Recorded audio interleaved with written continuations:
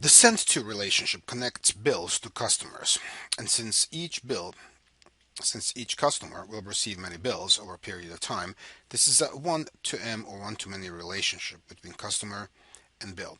Since a bill has to have a customer associated with it, otherwise it's not a bill, a customer is required for a bill.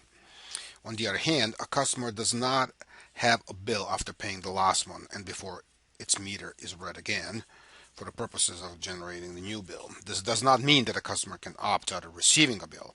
It just means that a customer might not have an outstanding bill at a given point in time. So, customer is required, but bill is optional to the sent to relationship.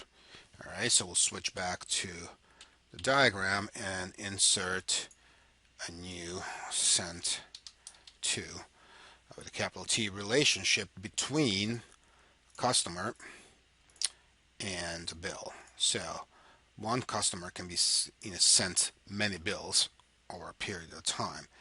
Okay, and obviously a customer is mandatory for this relationship. In a relationship, without a customer would not make sense. However, a bill is optional. Okay, which again does not mean that the customer can opt out receiving bills. That doesn't make sense, but it just means that at a given point in time there might not be any outstanding bills for a particular customer. Okay, we'll close that and move that in between the two entities and save the changes. Switching back to the presentation and reviewing the graphics on the right side, and then I'm moving to the next one. Okay, so the includes a relationship right here. Okay, between bill and reading is a subtle one, as we emphasized in the previous recording. A single bill can have many readings because at least two are needed to determine the water consumption by subtracting the later one from the earlier one. Other readings might be present either for the same meter at different times or for different meters altogether. So this makes for a one to M or one to many relationship from bill to reading. Now, as we already mentioned several times, bill has to have a reading. Otherwise, it's not possible to calculate the water consumption. It actually has to have at least two readings or the amount owed based on the rates that are assigned to a particular customer. Readings, on the other hand, do not always end up on bills. Okay, they could be taken for a different purpose, not related directly to billing. So, reading is required, but bill is optional in the includes relationship. So let's switch back to the diagram and insert new includes a relationship between bill, where one bill includes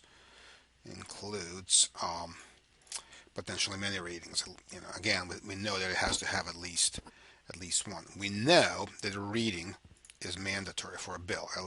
Again, there have to be at least two readings, otherwise nothing can be done.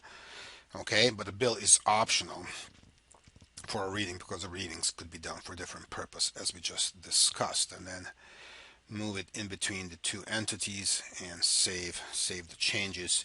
Switch back to the presentation or review the graphics to make sure it matches. For our final relationship, okay, which is the read by or read by. Okay, meter is read by the employee or the meter is read by reading. Okay,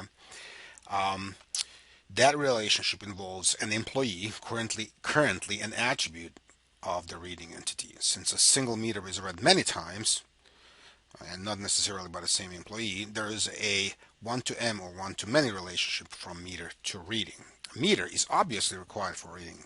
Reading is simply not possible without one, but a reading is not required for a meter, as was discussed earlier in this series of video recordings. When the meters is initially placed in service, does not have any readings. That was one of the things that was emphasized at the time. So meter is required, but reading is optional for a read by relationship. So switching back to diagram, insert the final read by relationship between meter or 1 meter. Okay, can be read by many readings. And I mean, of course, no, the employees are the people that do the actual readings. Although, if the readings are somehow a bit automated, this could be, this would not necessarily have to involve employees. Okay, it's clear we already emphasized that a meter is a required or mandatory for this relationship. Otherwise, there's nothing to read. But the reading is optional because a meter, when first placed in service, does not have any readings associated with it. So we close that and line this up and save the changes. Okay, so at this point, we're going to switch back to the presentation. Again, review the graphics, make sure that the last relationship is matching. And then we'll switch to the next slide that shows the complete initial ERD, or entity relationship diagram, for the water utility database. Okay, it shows all 5 entities: rate, customer, meter, bill, and reading. Okay, and all 5 relationships between those entities: assigned to, uses, read by, includes, and sent to. So to quickly recap, we see that the rates, okay, starting from the top left corner, okay, are assigned to customers, and that the meters are used by customers to record their water usage, or water levels. Okay, the readings of those water levels are read by periodically by employees, as we know. Okay, and then those are used to calculate the water consumption level, on a bill that includes those readings. Okay, and then based on the water consumption level, or rather the difference between two reading levels, the water consumption in cubic feet presumably is calculated based on the customer rates, and the bill is then sent to the final link to customers. Okay, so again, make sure that your initial ERD in the ERS system matches the one on the slide, and then finally the summary slide. In this video, we introduced the systematic process of translating business requirements into an ERD, or entity relationship diagram.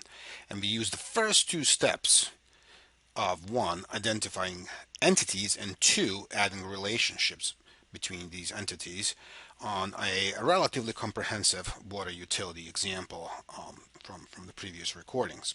Right? We use the narrative not only to identify the entities and relationships, but to also identify primary keys and figure out the proper cardinalities of each relationship, which is not always easy to do, as you know, specifically with a minimal cardinalities of optional versus required. Okay, and that's the end of this presentation.